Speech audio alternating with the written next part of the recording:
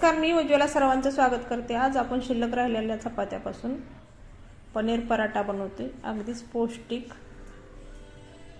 इकडे 3 चपात्या माझ्याकडे शिल्लक राहिल्या त्या, तर याचं काय करायचं म्हणून आपण असा पराठा बनवायचा।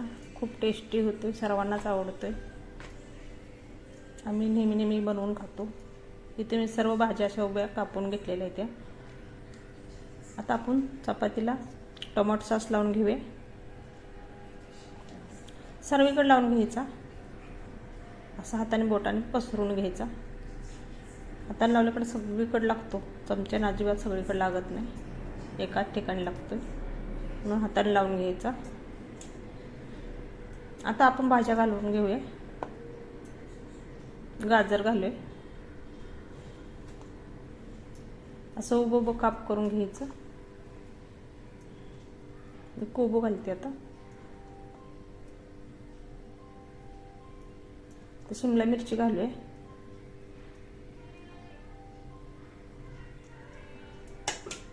कांदा घालूया। आता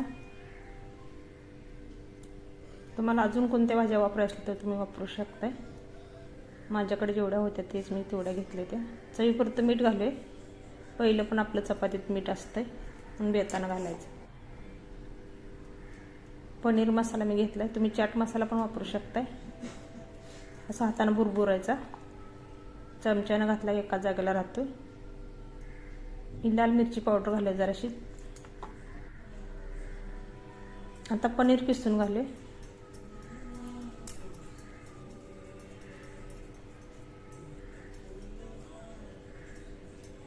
असं सर्वळीकडे घालायचं किसून पनीर।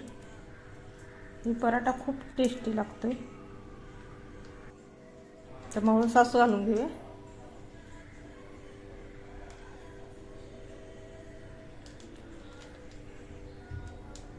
खूप टेस्टी लागते सॉस घातल्यानंतर।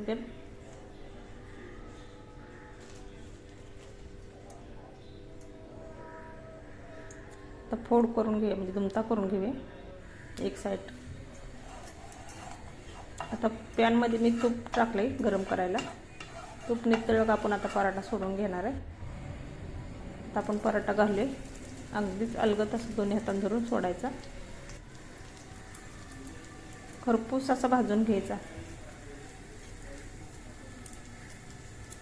कोणाला कळणार पण नाही शिल्लक राहिलेल्या चपात्यापासून हे बनवलंय। असा एक भारी पराठा होतोय।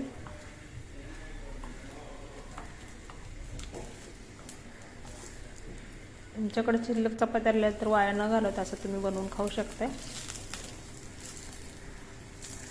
आम्ही नेहमी बनवतोय असं शिल्लक राहिलेल्या चपात्याचं, खूप टेस्टी लागतो।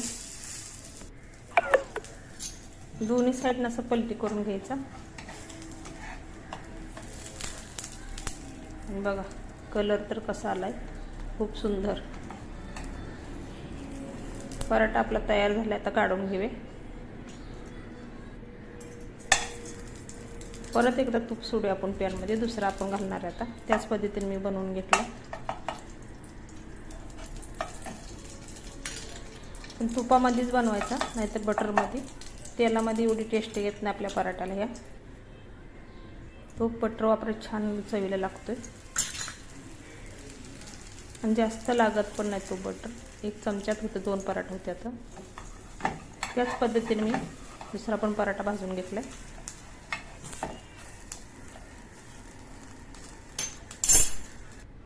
चांगलं दोन्ही बाजून शिकून घ्यायचं, पलटी करून घ्यायचं।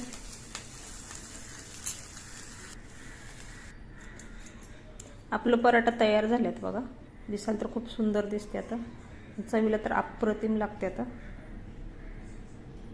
रोळ म्हणा तुम्ही, पनीर रोळ पण बोलू शकताय। आता कट करून घेऊया आपण सुरीनं। खरपूस झालेत, अगदीच कुरकुरीत झालेत बघा।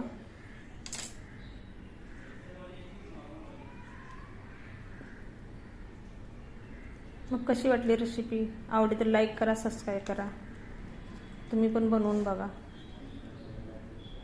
किती मस्त झालेत बघा। खूप भरपूर भाज्या घालून, तुमच्याकडे अजून जास्त भाज्या असल्या तर तुम्ही अजून घालू शकता। अशा पद्धतीने मी दोन्ही पण कट करून घेतले। तर बघा काय दिसतोय भारी. अगदीच कुरकुरी वाटणार पण नाही. चपातीचा बनवला पण शिल्लक राहिलेला पोळीचा. रेसिपी लाईक करा, सबस्क्राईब करा. Bye bye.